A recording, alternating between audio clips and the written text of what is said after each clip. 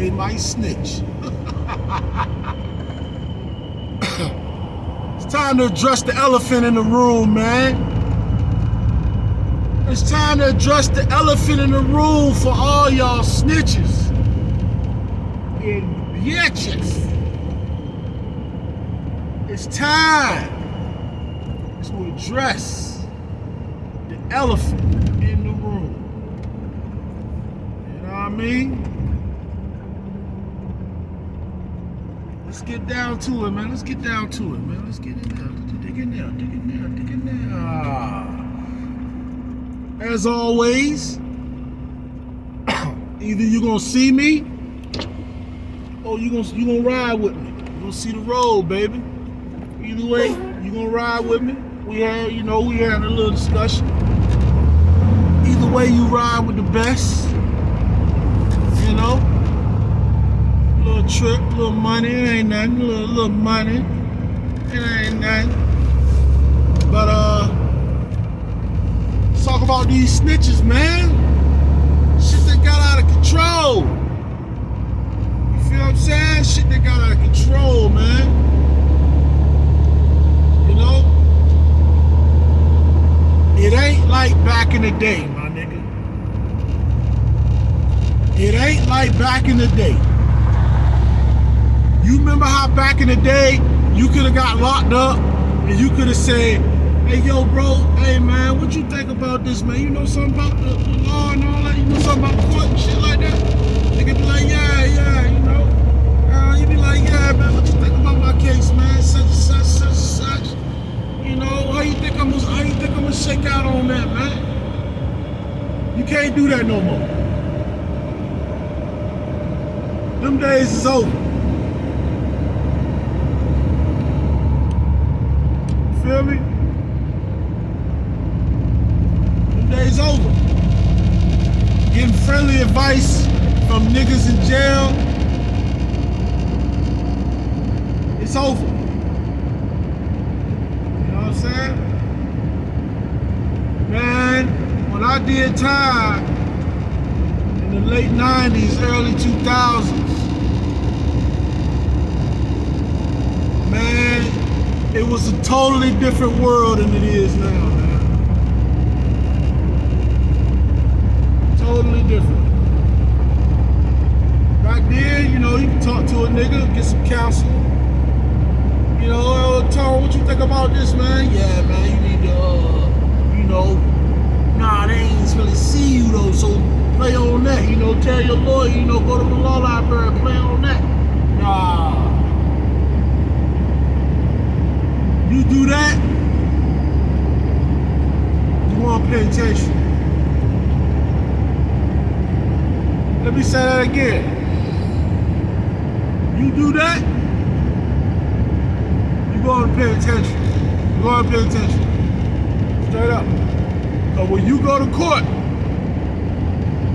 whoever you told that to, they might be duct taped. And you know what? They're gonna tell on you for a promise of a sentence reduction. Not even the time. They're gonna tell on your ass for a promise of a sentence reduction. Now let's not all try to act like that every, you know, y'all city go hard and there ain't nothing but a going hard ass niggas like Chicago and LA and all this motherfuckers New York. That, you know, let's not play that game. Because it's out of control. It's bitch niggas everywhere. It's snitch niggas everywhere. It's snitch niggas that'll blow your ass down. You know what I'm saying? This bitch nigga, you approach a nigga, this bitch niggas, snitch niggas that'll blow you down, or they'll tell to get you off the street. You know how that shit go. You know how that shit go.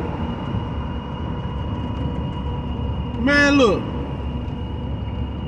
I used to be out on Finner Street. I told you the story. I used to be out Finner Street. You know, Pusha T made that Exodus, right? And I used to be out both of them areas, but You know, like I say, I never seen him out there, but let's keep the story the story. Niggas was gangsta as hell out that bitch. I had a homeboy, you know what I'm saying, that stayed out there. Nigga named BJ. We don't do no whole names up here. But his name was BJ, right? I know the nigga ever since elementary school. Well, anyway, I used to go out there and holler at him. I used to stand on the block. You know what I'm saying? We used to be out there kicking it. But niggas know me for out there for having them things. Niggas hated my ass. I pulled up in a coupe. I pulled up in a drop top. You know? They hated me.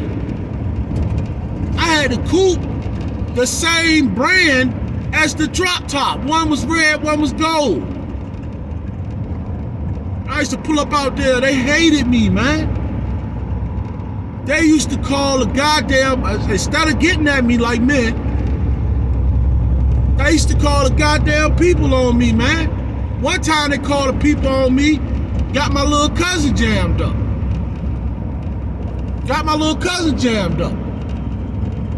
You know what I mean? He drinking a beer and all this. He got a warrant and shit. And niggas call the damn police, come over there, fuck with him about the beer, run his motherfucking name. Now he gotta go to jail. Now I had to drive his car and have my other homeboy follow me in my car.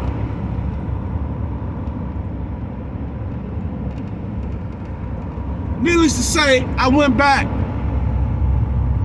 I had to fight about 12 to 15 felonies in Hampton, man. I was Hampton's most wanted for 24 hours, man. It was about 48 hours. You know what I'm saying? They had a task force. They had a multi-city task force. They had Norfolk, they had Newport News and Hampton. They had Virginia Beach. They kicked in my mama's house looking for shit.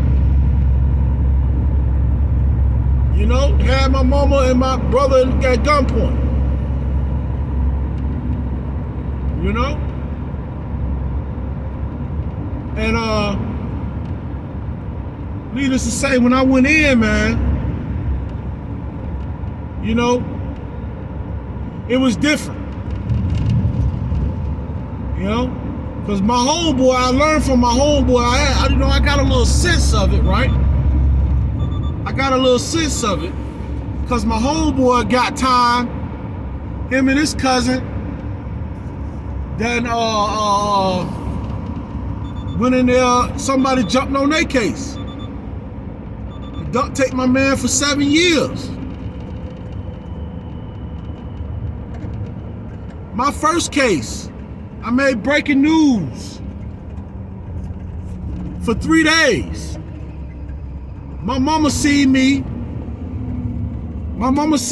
when she was getting her hair done. She was getting her hair done. She was sitting in the beautician table.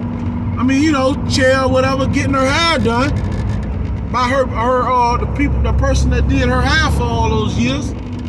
And the person looked up at the TV and was like, "Hey, ain't that your son?" And in that case, I had a nigga coming to court on me, and he never missed a date. This nigga was the gangsterest nigga I've ever seen come to court. That nigga came to court with chains on.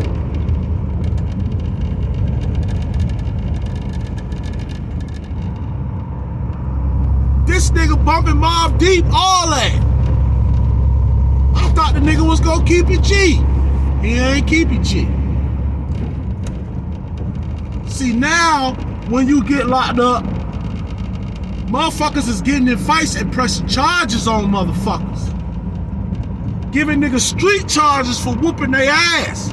Where the fuck they do that at? Everywhere. If you my age and you listening to this, You the last of the dying breed. We the last of a dying breed. Now all these niggas know is win. They don't know nothing else. They don't know no loyalty. They don't know no motherfucking morals of the streets. They don't follow none of that shit. All they know is win. Get out of the situation. They don't give a fuck. Them niggas in the club that snitched on a nigga, they in the club with everybody else. Ain't nobody dealing with them. See, when I was growing up, niggas was dealing with snitches. Niggas will shoot up their mama house. Not no more. Not no more. Cause you know the first thing a nigga will say now is he ain't snitch on me. Oh shit, hey, he ain't snitch on me. What the fuck I'm gonna do something to him for? They ain't being dealt with at all, on no levels. This right here is D-Land, man. D-Land. You know? D-Land. It's 1 o'clock in the morning. Tuesday. It's D-Land right here, man. Outside Orlando. When you pass Daytona, you get on I-4, you pass Daytona, you come to Deltona, and you come to D-Land to the north. And this is where I'm at. Enjoy the sights. Well, anyway, yeah, so, you know, niggas was getting dealt with. Back in the day, you was taught not to snitch before you was taught anything. You tell a motherfucker, you know, somebody, you come to you running your uncle or something, or your dad or something. In my case, I ran to my uncles. And I was like, you know, trying to tell or something. Or my aunt, even my aunt. What'd they tell you? Stop all that snitching, goddammit. Y'all get your ass somewhere and go play somewhere. Fuck all that telling shit. You learn that telling is wrong early. You learn that. Well, we learned that. These generations that's coming up now, they just want to win. That's it. They don't care about no morals. They don't care about the codes of the street, even though they jumped into it. They see it as they trying to win. But ain't nobody doing it no justice. Motherfuckers popping bottles for these motherfuckers. With these motherfuckers in the club. Niggas snitching coming home from the feds. Niggas, I thought you had 40 years in the feds, dog. Oh man, yo, yeah, man, I brought that shit back, I beat it. Yeah, I bet you did.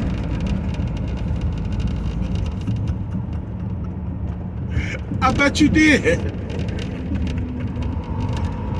I wonder, but see, what you're not understanding is them motherfuckers is destroying people's lives, man. They destroying people's lives. Niggas trying to make it home to their mamas, their kids. You know, granted that a nigga shouldn't be in the street anyway, because it's ways out. I'ma give you that. I'ma give you the ways out on the next video, even though I be hitting towards it on all my other videos. But I'll give you the way out. You know, if you nigga in the street, I'll give you the way out. I'll give it to you. The game is to be told, not sold, man. I'ma give it to you. I wish I had learned earlier. But, like I'm saying, man, you jumping in the street, you in this street shit now, you out here doing bullshit, just know. Just know. Have you some bond money? Hire you a lawyer? And when you get locked up, don't say shit to nobody.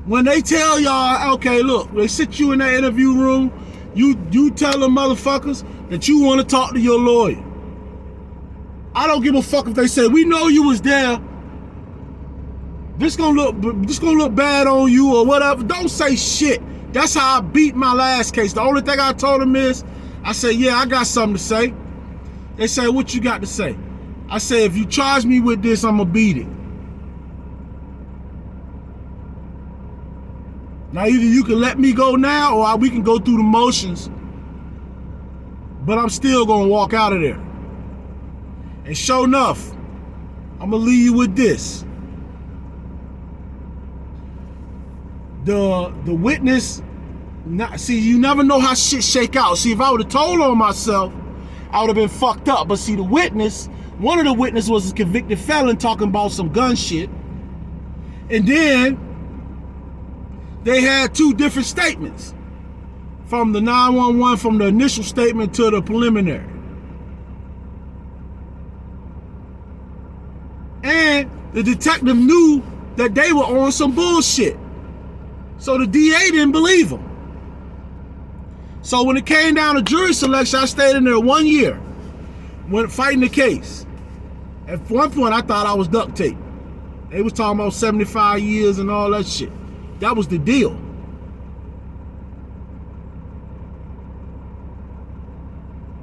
You feel me? When it came down to jury selection, I'm ready to go. I ain't sitting there playing basketball, playing cards, none of that. When I had time, I went to the law library, and then I would get in my bunk and write like 10 things I think that's going good for me on my case. 10 things, and the things that's wrong. And the 10 things that I found that was good for my case, I mailed it to my lawyer.